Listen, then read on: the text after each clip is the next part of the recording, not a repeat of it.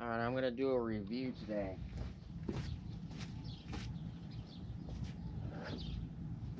So, I got this Harbor Freight EarthQuake XT 20-volt lithium half-inch drive impact.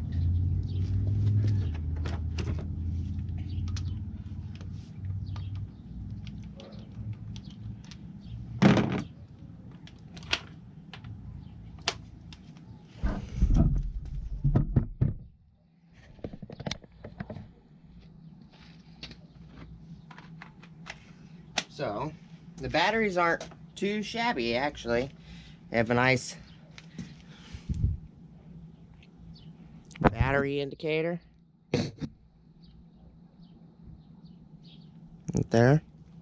Batteries are full. It's a 2005 Ford Excursion that I'm working on.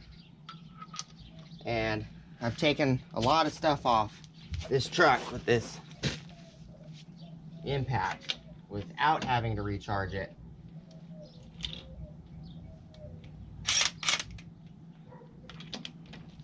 It's pretty easy on the lug nuts.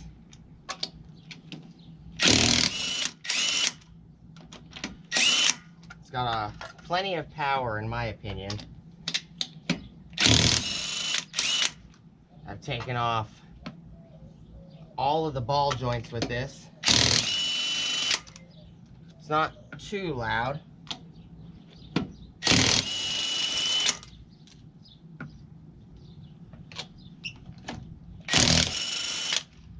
This truck has a F350 Super Duty suspension system, including the axles.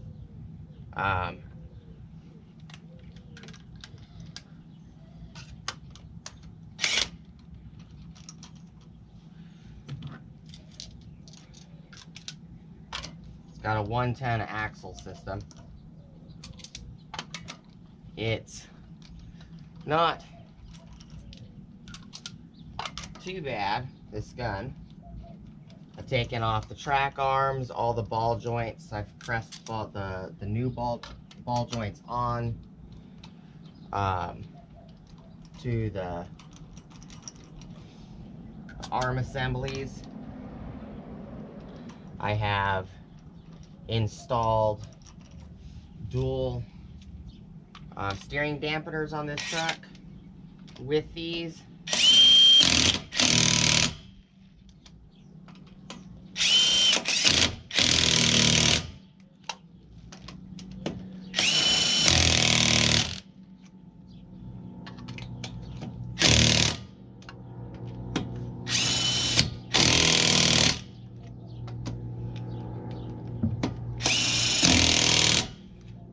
Now mind it, after you do this, you're going to want to take a torque wrench. You're going to want to actually torque them to spec. I'm just doing this quickly for the video. I have brand new shocks. Come down here. Take the camera with me. Brand new dual dampeners.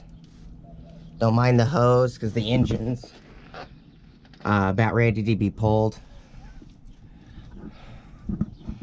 But I've done this track arm, this inner and outer tie rod, all new. Ball joints, as you can see, they're all blue. I've done the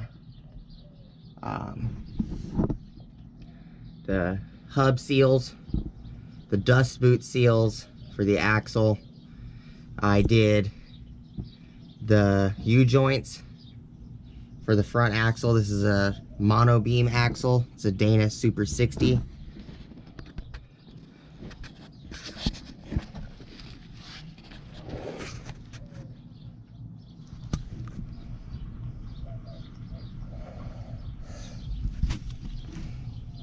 It's kind of hard to see out here. So, on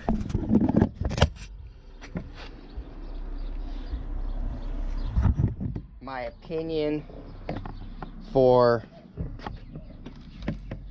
the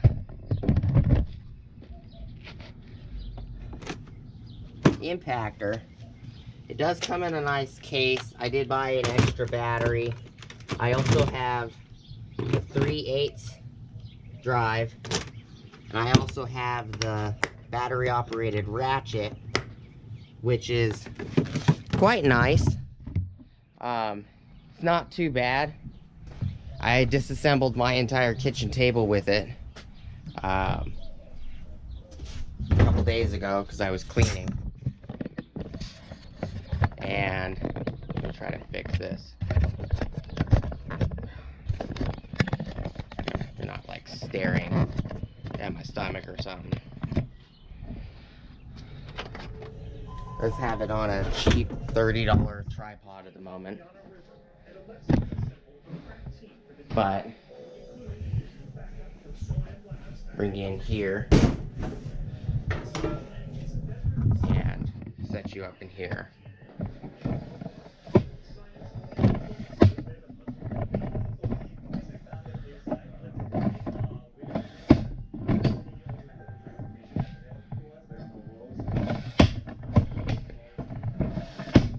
Legs on this tripod. So I have a kitchen table in here right now, so I'm just going to use the counter.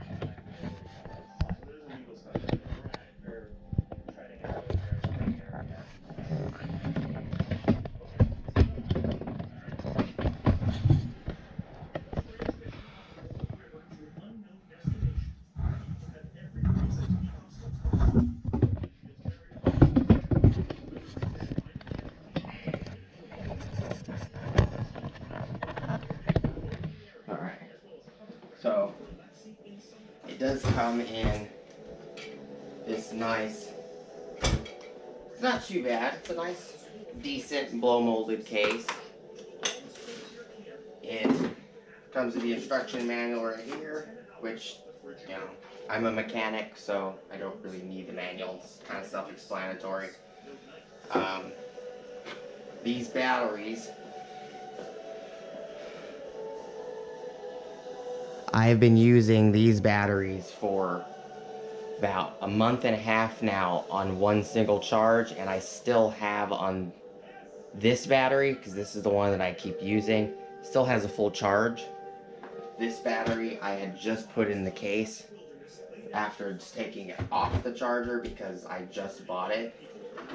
But it's not too bad. You know, the gun is quite heavy, but it's kind of expected, even if you're using a snap-on. Some of the older snap-on, battery-operated snap-ons are pretty bulky and heavy.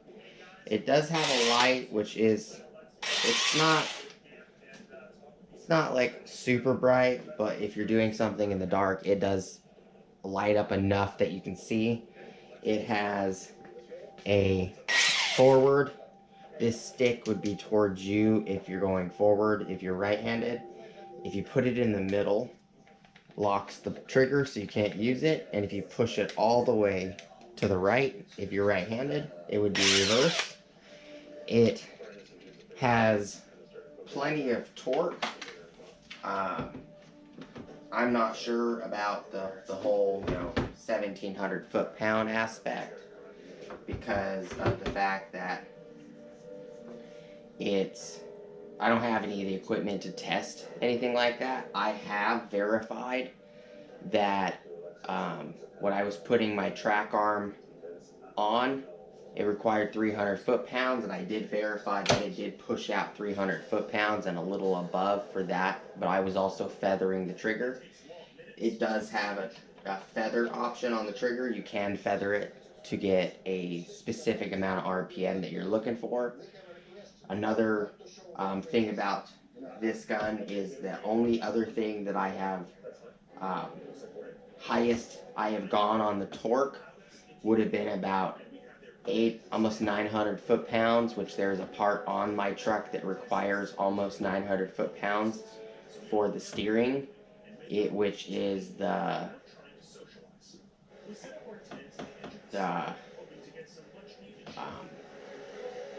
the lower ball joints on the actual wheel assembly, or the hub assembly is what it's called. The ball joints that attach the hub assembly to the actual knuckle, which would be the knuckle assembly for the steering.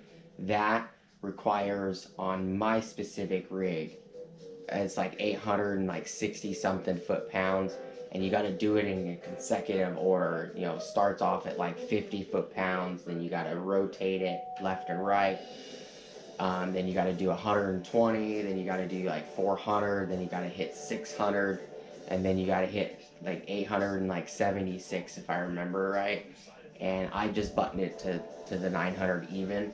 I did check this with my 1000 foot-pound torque wrench, and it did actually put 900 foot-pounds on it. So my opinion, 1700 foot-pounds isn't really far off. I don't particularly have any equipment that I could prove whether it'll actually go that high, but it will typically put bus lugs, wheel lugs on. It'll do Super Duties, Dodges.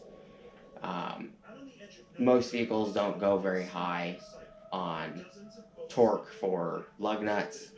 Usually the only ones that go pretty high, it would be something like I'm driving, 250, 350, 450 and up, or Dodge, 15, 16, 17, 1800, or my bad, scratch that. The Dodge 1500, 2500, 3500, 4500, so on.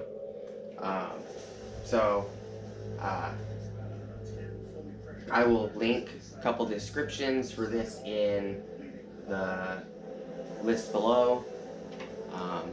Rate, subscribe if you like this video. Let me know if there's any other videos you'd like me to do in the future, or I'll probably be doing a video on the 3/8 impact, battery operated impact, and I'll probably be doing soon a video on the ratchet itself. So hope you like this video and you have a great day.